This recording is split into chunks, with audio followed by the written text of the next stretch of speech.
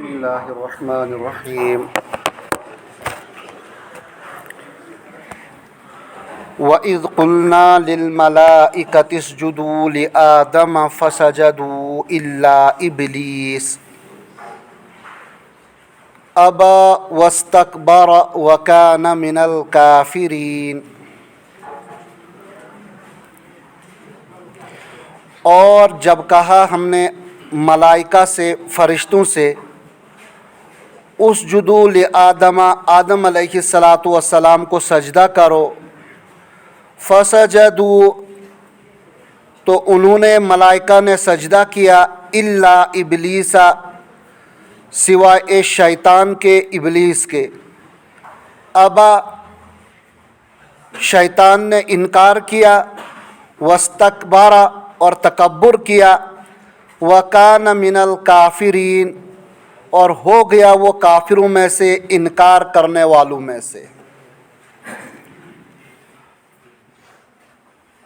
اور جب کہا ہم نے ملائکہ سے سجدہ کرو آدم علیہ الصلاۃ والسلام کو، تو انہوں نے سجدہ کیا سوائے ابلیس کے، اس نے انکار کیا اور تکبر کیا اور ہو گیا وہ کافروں میں سے، یعنی انکار کرنے والوں میں سے۔ ماں قبل کے آیات کے اندر اللہ رب العزت نے آدم علیہ الصلاۃ والسلام کو خلیفۃ اللہ فی الارض، زمین کے اندر اللہ رب العزت کا خلیفہ، اس کو بنانے کا فرشتوں سے مشورہ کیا۔ پھر فرشتوں پر آدم علیہ الصلاۃ والسلام کی ایک باطنی فضیلت کو ثابت کیا کہ زمین کے اندر جن چیزوں کی ضرورت ہے خلافت کے لیے، آدم اس کو جانتا ہے، فرشتے اس کو جانتے نہیں ہے، تو جو جانتا ہے وہی اس کا مستحق ہوگا، اور جو جانتا نہیں ہے وہ اس کا مستحق نہیں ہے۔ یہ ایک باطنی اور ایک معنوی فضیلت آدم علیہ الصلاۃ والسلام کی ثابت ہو گئی تھی۔ اس آیت کے اندر وَإِذْ قُلْنَا لِلْمَلَائِكَةِ اسْجُدُوا لِآدَمَ، اس آیت کے اندر اللہ رب العزت نے ظاہری فضیلت آدم علیہ الصلاۃ والسلام کی فرشتوں پر جو ظاہری فضیلت ہے، ہر ایک کو نظر آئے کہ آدم علیہ الصلاۃ والسلام یہ فرشتوں سے افضل ہے، اس کو ثابت کرنے کے لیے اللہ رب العزت نے ملائکہ کو حکم دیا کہ تم آدم علیہ الصلاۃ والسلام کو سجدہ کرو۔ اب جب تخلیق ہو گئی آدم علیہ الصلاۃ والسلام کی، بنانے کے بعد اب سب کے سب مجمع کے فرشتوں کا جتنے بھی ہیں سب کے سب کے، کہا اللہ رب العزت نے کہ ظاہراً ہر ایک کو نظر آنا چاہیے کہ یہ آدم یہ فرشتوں سے افضل ہے۔ اس کو ثابت کرنے کے لیے فرشتوں سے کہا تم اس آدم کو کیا کرو، سجدہ کرو۔ اب تمام انبیاء کرام علیہم الصلاۃ والسلام نے بلا چوں و چرا کے سجدہ کر لیا، الا ابلیس مگر ابلیس، اس نے شیطان نے سجدہ نہیں کیا، ابا ایک تو انکار کیا میں سجدہ نہیں کروں گا، واستکبر اور نمبر 2 تکبر کیا اس نے، ان دو چیزوں کی بنا پر۔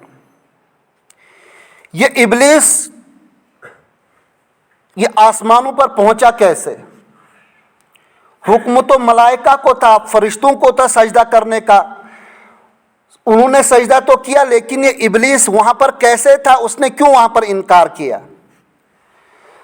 تو ماں قبل کے اندر میں نے بتایا تھا انی جاعل فی الارض خلیفہ آیت کے اندر، انسان کی پیدائش سے پہلے چونکہ سروئے زمین پر جنات ہی آباد تھے، شیاطین آباد تھے، ان کو اللہ رب العزت نے مارنے کا حکم دیا کہ ان کو، فرشتوں کو کہا جاؤ ان کو قتل کرو، ان فرشتوں، ان جناتوں کو، ان شیطانوں کو مارو۔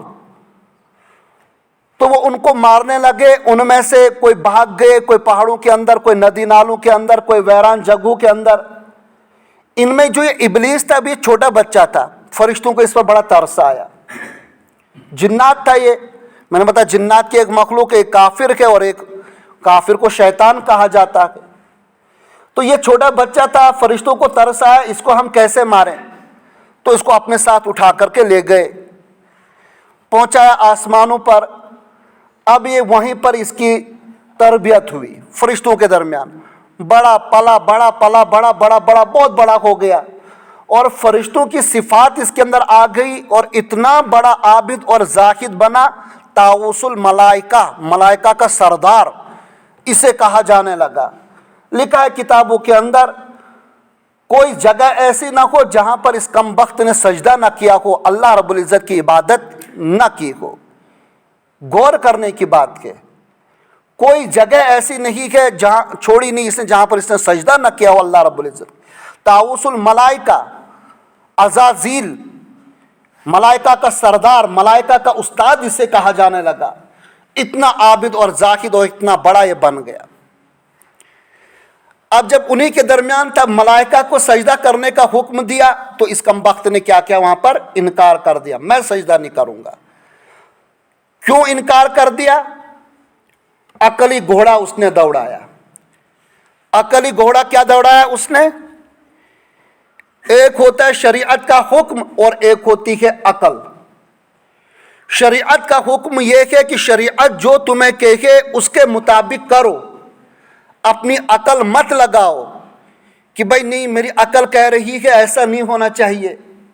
जैसे कि नहीं कोई कहता है कि भाई जानवर को ज़िबा करके खाओ, बिस्मिल्लाह पढ़ करके खाओ, और कोई कहेगा कि भाई नहीं इसके अंदर तो अकल कहती है जानवर को तकलीफ पहुंचाना है, इससे बेचारा कितना तकलीफ होती होगी। शरीयत कहती है भाई शिकार करो, कोई अकल दौड़ाता है भाई क्यों खामखा किसी का खून हम करें। तो ये अकल दौड़ाना है शरीयत के मुकाबले के अंदर, और हुक्म सीधा ये कि अकल को छोड़ दो और शरीयत जो कह रही है उस पर अमल पैरा हो जाओ, वहां पर अकल मत चलाओ। फरिश्तों ने क्या किया? शरीयत के मामले को पर अमल किया। अल्लाह ने कहा सजदा करो, उनमें से किसी ने ये नहीं कहा ए अल्लाह तूने तो आदम को मिट्टी से पैदा किया, तूने तो आदम को गारे से पैदा किया, तूने तो आदम को मिन हमाइम मसनून, एक बदबूदार मिट्टी से आदम को पैदा किया, और हमें तो नूर से तूने बनाया है, तो हम नूर वाले एक मिट्टी वाले को सजदा कैसे करेंगे? मलाइका में से किसी ने भी इसकी तरफ ध्यान नहीं दिया। अल्लाह ने कहा सजदा करो तो तमाम के तमाम एक साथ सजदे रेज हो गए, आदम अलैहिस्सलाम को सजदा किया।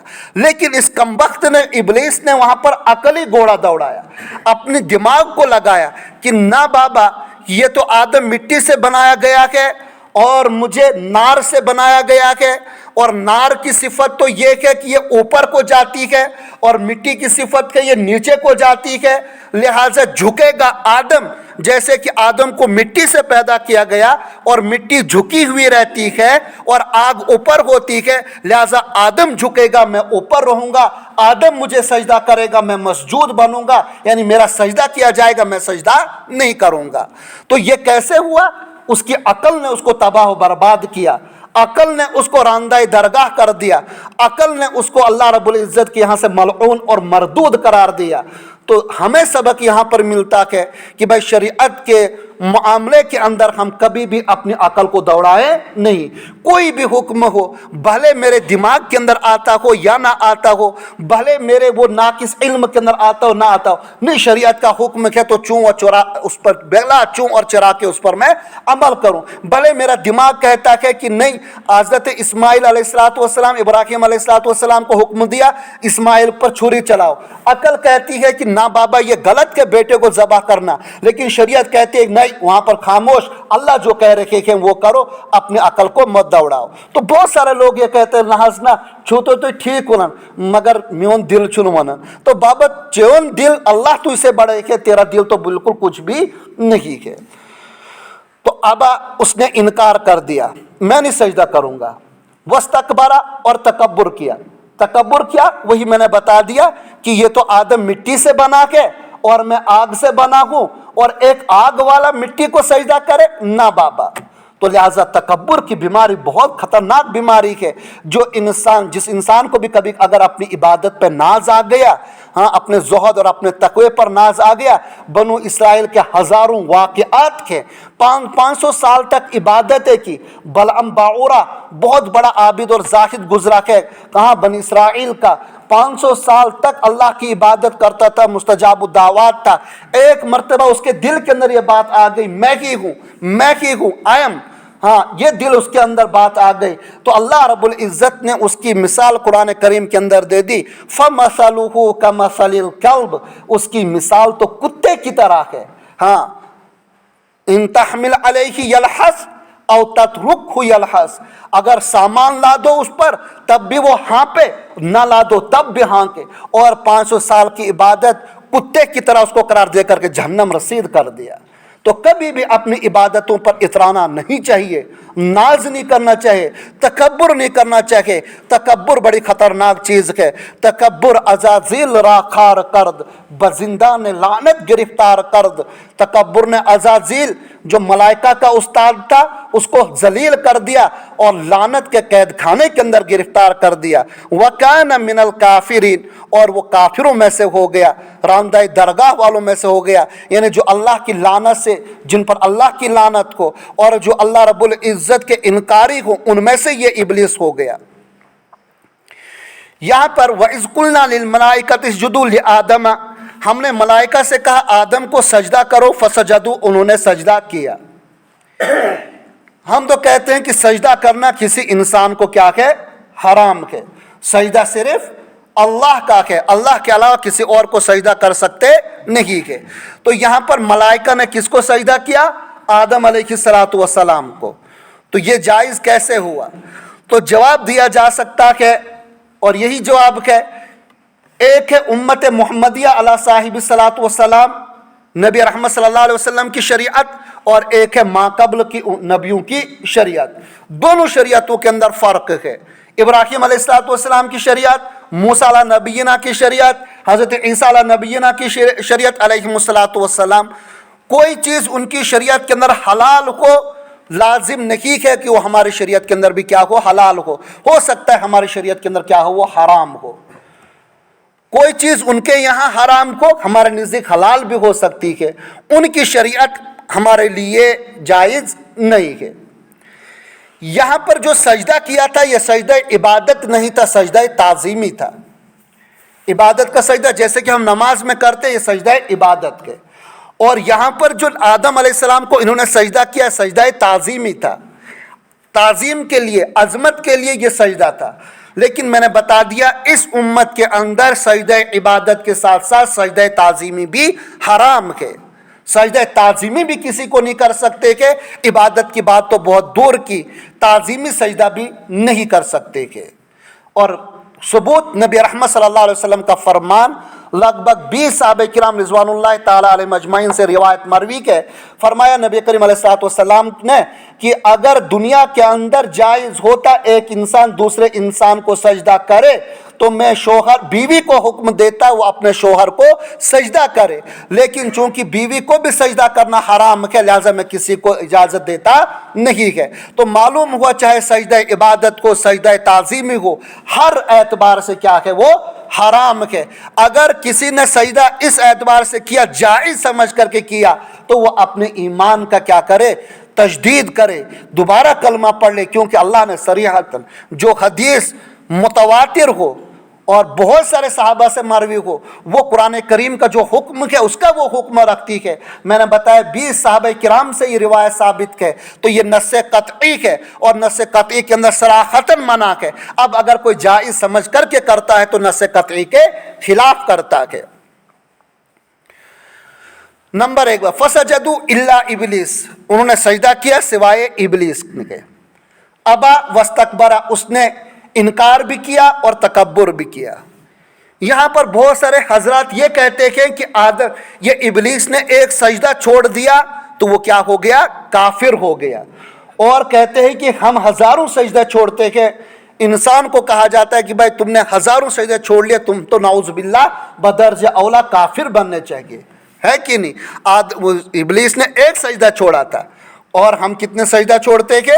ہزاروں سجدہ ہم چھوڑتے کہ۔ لیکن مفتی مت بننا، کسی کو سیدھا فتویٰ ٹھوک دو کہ بھائی فجر کی نماز نہیں پڑھی، سجدہ نہیں کیا تو کافر ہو گیا، فتویٰ مت ٹھوکنا۔ ابلیس جو سجدہ نہ کرنے کی بنا پر کافر نہیں بنا، ایک ہے سجدہ نہ کرنا اور ایک ہے دوسرا کیا کہ اللہ رب العزت کے ساتھ معارضہ اور مقابلہ کرنا، دو الگ الگ چیزیں ہیں۔ ایک یہ کہ میں فجر کی نماز نہ پڑھوں اور دوسرا یہ ہے کہ میں کہوں کہ کس نے کہا فجر کی نماز کے؟ فجر کی نماز کچھ بھی نہیں ہے، دو الگ الگ چیزیں ہیں۔ فجر کی نماز نہ پڑھی انسان ایمان سے نکلا نہیں۔ نمبر دو، اگر ایک آدمی نے فجر کی نماز پڑھی اور پڑھ کر کہتا ہے تو کہ میں اس نے پڑھی کیا تین میں مجبوراً انوسی میں مولوی و مشید ورنہ فجر وجر چھن کیا تین نماز وماشن کیا تین، تو وہ انسان ایمان سے بھلے فجر کی نماز پڑھی تب بھی ایمان سے نکل گیا۔ تو یہاں پر جو شیطان نے کو راندہ درگاہ اور کافر قرار دیا گیا، سجدے کے چھوڑنے کی بنا پر نہیں بلکہ اللہ سے معارضہ اور مقابلہ کرنے کی بنا پر۔ اللہ سے معارضہ اور مقابلہ کیا تھا؟ یہ کہا کہ بھائی اے اللہ میں کیوں اس کو سجدہ کروں، میں قطعاً سجدہ نہیں کروں گا، اس لیے کہ یہ مٹی سے بنایا گیا ہے اور میں نار سے بنایا گیا ہوں، لہٰذا یہ مجھے سجدہ کرے، میں اس کو سجدہ نہیں کروں گا۔ تو اس مقابلہ اور مکالمہ کی بنا پر وہ راندہ درگاہ اور کافر ہو گیا، نہ کہ محض سجدے کے ترک کرنے کی بنا پر۔ اگر محض سجدے کے چھوڑنے کی بنا پر وہ کافر ہوتا تو اللہ ہم سب کی حفاظت فرمائے، ہم میں سے تو کوئی مسلمان ہوتا ہی نہیں۔ ہم میں سے کون کہ جس کی نماز قضا نہ ہوتی ہو، جس کی نمازیں چھوٹتی نہ ہو؟ تو محض سجدے کے چھوڑنے کی بنا پر کوئی کافر ہوتا نہیں۔ انکار الگ چیز ہے اور چھوڑنا الگ چیز ہے۔ تو یہ انکار کی بنا پر کافر ہوا، چھوڑنے کی بنا پر کافر نہیں ہوا۔ وَقُلْنَا يَا آدَمُ اسْكُنْ أَنْتَ وَزَوْجُكَ الْجَنَّةَ وَكُلَا مِنْهَا رَغَدًا حَيْثُ شِئْتُمَا وَلَا تَقْرَبَا هَذِهِ الشَّجَرَةَ فَتَكُونَا مِنَ الظَّالِمِينَ۔ وَقُلْنَا اور ہم نے کہا، یا آدم اے آدم، اسکن انت رہیے آپ، وزوجک اور آپ کی بیوی، الجنت جنت کے اندر، وکلا منہا رغدن اور کھائیے اس میں سے فراخی کے ساتھ، حیث شئتما جہاں تم چاہو، ولا تقربا ہذہ الشجرۃ اور قریب نہ ہونا اس درخت کے، فتکونا من الظالمین اگر ایسا کیا درخت کے قریب ہوئے تو تم ظالمین میں سے ہو جاؤ گے۔ اب جب آدم علیہ السلام مسجود ملائکہ بنے، ملائکہ نے ان کو سجدہ کر لیا، آدم علیہ السلام کی افضلیت ثابت ہو گئی ہر اعتبار سے، ظاہری اعتبار سے بھی باطنی اعتبار سے بھی آدم علیہ السلام کی فضیلت افضلیت ثابت ہو گئی۔ اب اللہ نے اس کے بعد حضرت حوا علیہ السلام کو پیدا کیا۔ حضرت حوا جو ہم سب کی دادی ہے، آدم علیہ السلام چونکہ بیوی تو ان کی ٹھیک ہوئی نہ، ان کی بیوی یہ جو پیدا ہوئی حضرت حوا ان کی اہلیہ ہی تھی، لیکن یہ بنی کیسے؟ حضرت آدم علیہ نبینا علیہ السلام کو تو اللہ رب العزت نے کس سے پیدا کیا؟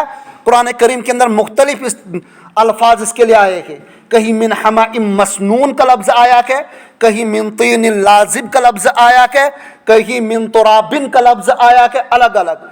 تو آدم علیہ نبینا ان تمام کا ماحصل یہ ہے کہ اول مختلف ادوار کے اندر جس طریقے سے بچہ ماں کی پیٹ کے اندر رہتا ہے، اللہ کے قرآن نے اس کے مختلف ادوار دور بیان کیے کہ فَخَلَقْنَا الْعَلَقَةَ مُضْغَةً فَخَلَقْنَا الْمُضْغَةَ عِظَامًا فَكَسَوْنَا الْعِظَامَ لَحْمًا ثُمَّ أَنشَأْنَاهُ خَلْقًا آخَرَ۔ ماں کی پیٹ کے اندر کبھی وہ خون کا لوتھڑا، کبھی وہ دوسرا لوتھڑا، کبھی تیسرا لوتھڑا، کبھی چوتھا لوتھڑا ماں کے پیٹ کے اندر رہتا ہے، پھر جب وہاں سے 9 مہینے کے بعد نکلتا ہے۔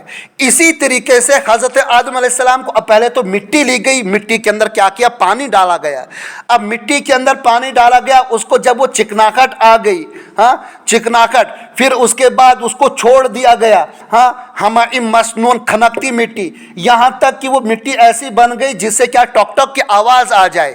تو پہلا دور تو فقط گارا پانی، دوسرا دور پانی، پہلا دور تو مٹی، دوسرا دور مٹی کے اندر پانی ڈالا گیا، اور تیسرا دور اس پانی کو، اس مٹی کو گارا بنایا گیا، اور تیسرا اور چوتھا دور کے اندر کیا ہے؟ اس گارے کو کیا کیا؟ سڑنے کے لیے چھوڑ دیا گیا، بدبو ہو گئی، اور چوتھا اور پانچواں دور کیا کہ اس کے اندر کیا اتنا سخت وہ بن گئی، جس طریقے سے کیا کہتے ہیں پانی، مٹی کے اندر پانی ڈال دو، پھر اس کے اندر دھوپ کے اندر رکھو، پورا پانی ختم ہو جائے تو بالکل سخت ہو جاتی ہے، ٹک ٹک کی آواز اس سے آتی ہے۔ پھر چھٹے دور کے اندر اللہ رب العزت نے کیا کیا، اس کا جو خاص مادہ تھا اس میں سے کیا کیا، اس خاص مادے کو، مٹی کے ایک ایک انف اور ایک ایک چیز کو نکال کر کے پھر اس سے آدم علیہ السلام کی تخلیق کی گئی، ڈھانچہ بنا دیا گیا۔ پھر اس کے اندر اللہ رب العزت نے روح پھونکی۔ پھر اس کے بعد خیر یہ واقعہ پیش آ گیا جو ابھی ذکر ہوا۔ پھر چونکہ کائنات کے اندر بھائی ضرورت ہوتی ہے ہاں کوئی ہمسر ہو، کوئی ہم سفر ہو، کوئی ساتھی ہو جس کے ساتھ زندگی گزاری جا سکے، تو اللہ رب العزت نے حضرت آدم علیہ نبینا علیہ السلام کی بائیں پسلی، یہ جو کہ پسلی یہ اوپر والی اور بائیں پسلی یہ جو اوپر والی ٹیڑھی ٹیڑھی ہے، اس سے اپنی قدرت سے حضرت آدم کے بائیں پسلی سے اللہ رب العزت نے حضرت حوا کو نکالا۔ کس طریقے سے نکالا، کیسے، نہ تو حدیث کے اندر کوئی اس کی وضاحت ہے، نہ قرآن کریم کے اندر کوئی اس کی وضاحت ہے، تو نکال کر کے سامنے بالکل ایک عورت کی شکل کے اندر یہ آئی۔ اب خیر یہ دو آئے دنیا کے اندر، اللہ رب العزت نے ان سے کہا اسکن انت وزوجک الجنہ، آپ دونوں کہاں رہیے، جنت کے اندر رہیے۔ اس سے بعض حضرات نے یہ فرمایا یہ جو ان کو کہا تھا ملائکہ کو سجدہ کرو، یہ جنت سے باہر تھا، پھر جب سجدہ کرنے کے بعد ان کو جنت کے اندر داخل کیا گیا۔ بعض حضرات نے کہا کہ نہیں جنت کے اندر یہ سب کچھ ہوا تھا اور وہیں پر موجود ملائکہ بنایا گیا، ملائکہ نے سجدہ کیا، پھر ملائکہ چلے گئے، آدم اور حوا کو کہا تم یہاں پر کیا اب رہو۔ باقی بہت ساری باتیں اس کے اندر ہیں انشاءاللہ کل۔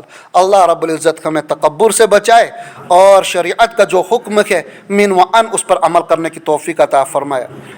سبحان اللہ و بحمدہ، سبحانک اللہم و بحمدک، ونشہد ان لا الہ الا انت ونستغفرک ونتوب الیک۔